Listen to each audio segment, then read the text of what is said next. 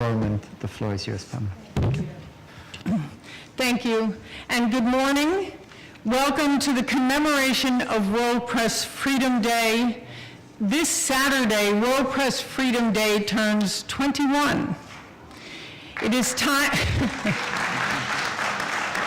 thank you. It is time to take adult responsibility. Thank you to the Secretary General and President of the General Assembly, the Undersecretary General, the Chair of the General Assembly Committee on Information, UNESCO's Liaison Director, and the Director of the Outreach Division of the UN Department of Public Information, as well as to our distinguished panel for commemorating the 21st anniversary of the proclamation of World Press Freedom Day, and for focusing this year on the future of press freedom. The UN Correspondents Association is commended yearly by the General Assembly for its contribution, and I am honored to represent my colleagues in the working press in their quest for rights. The press is often called the fourth estate, a historic expression meaning outside, independent of government. A free press is the guardian of free expression. Reporters shine a light on injustice, informing international public opinion and making and asking the rough and tough questions of the powerful. Freedom of speech for the press and for any individual is not optional. It's not a gift. It's an inherent human right, and that must be noted. But that human right must be recognized and, ironically, protected by governments. Freedom of expression and the right to report news is enshrined, as you've heard this morning from all of the speakers, in international humanitarian law, human rights agreements, and in national law around the world. Article 19 of the Universal Declaration of Human Rights says, everyone has the right to freedom of opinion and expression regardless of frontiers. The United Nations, therefore, in particular, has an important duty. The UN Security Council 8 years ago passed a resolution condemning violent acts against war correspondents. Last year, the General Assembly adopted a resolution for the first time directly addressing the safety of journalists, condemning unequivocally all attacks, including extrajudicial killings and arbitrary detention, intimidation, and harassment in both conflict and non-conflict situations. Today, we ask the United Nations to make 2014 a year to protect journalists by adding the freedom of information and press information to the post-2015 development agenda.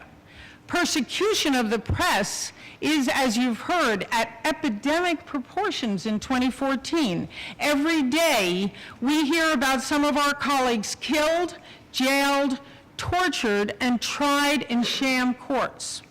Since World Press Freedom Day began, over 1,000 journalists have been killed, and in 2013, 200 were jailed.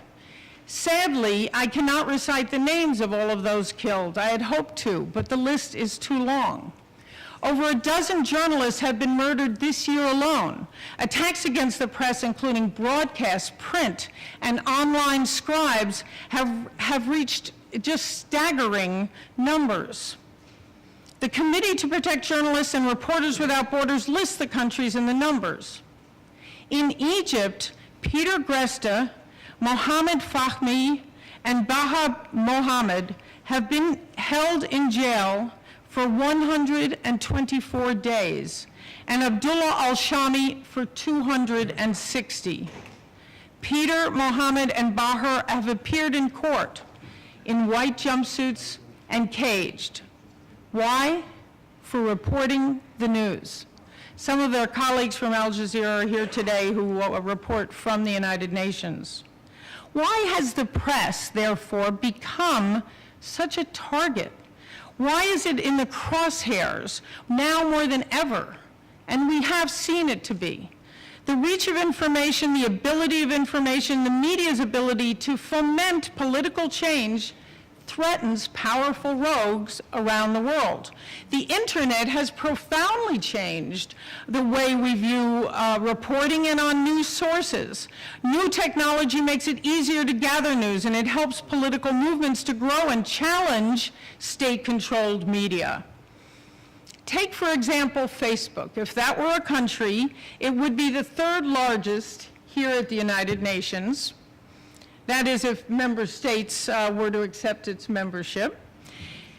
There are over 200 million blogs, and there are applications on iPhones to translate over 60 languages. Far more, 10 times more than our 6 official languages here at the UN. So what can anyone do to help journalists? Today, commemoration of World Press Freedom Day focuses on 3 interrelated themes. The media's importance in development, very important. The safety of journalists and the rule of law. The sustainability and integrity of journalism. The UN Correspondents Association is beginning a campaign to insert language on freedom of expression and protection of journalists worldwide into UN resolutions. And we call on the Open Working Group on Sustainable Development Goals to include freedom of expression and access to information and independent media as part of the post-2015 agenda. The Committee on Information and its chair here, you heard from the ambassador, are working toward that end. And we call on the UN Secretary General Ban Ki-moon to include these goals in your report, in his report later this year. Join us in this campaign with hashtag UNCA Free Press Now and visit us at unca.com. Like many colleagues in the field, I have traveled where bullets have been fired around me, and it woke me up to the mission of a free press. It was truly a wake-up call. Many of my colleagues have not been so fortunate. Nelson Mandela said, "A critical, independent, and investigative press is the lifeblood of any democracy. The press must be free from state interference. It must have the economic strength to stand up to the blandishments of government officials. It must have sufficient independence from vested interests to be bold and inquiring without fear or favor. It must enjoy the protection of the Constitution so that it might protect our rights as everyone, as citizens." We ask the UN to make 2014 a year to protect journalists.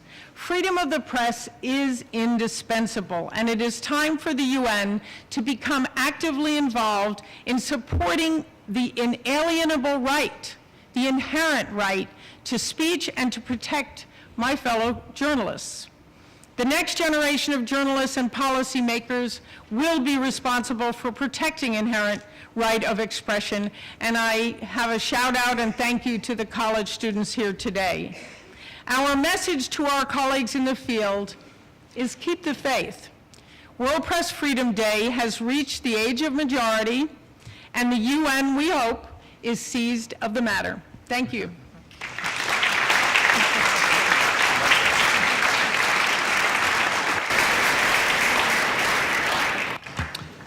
Thank you very much, President Falk. We've listened